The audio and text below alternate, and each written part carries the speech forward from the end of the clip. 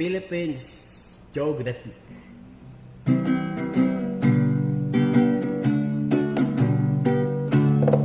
Philippines has a great history according to our geography. Manila is the capital city, the key point from the other country. Metro Manila, Quezon City, Caloocan, Pasay, Makati, Marikina, Pasig, Zapote, Malabon, Las Piñas, Parañaque.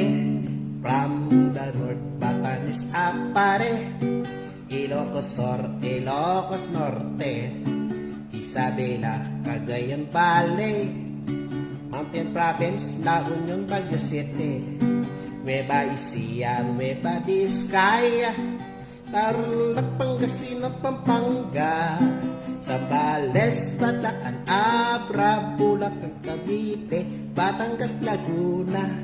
Now let's go to the southern Luzon, Camarines Norte, Quezon, Albay, Camarines Sur, Catanduanes, Masbate, Sorsogon, and we add 3 islands more, Mindoro, Marinduque, Romblon, then down to Visayas, your famous be sugar, coconut, and corn.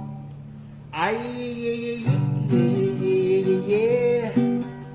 Cebu, Batan, Mandawi. Ay,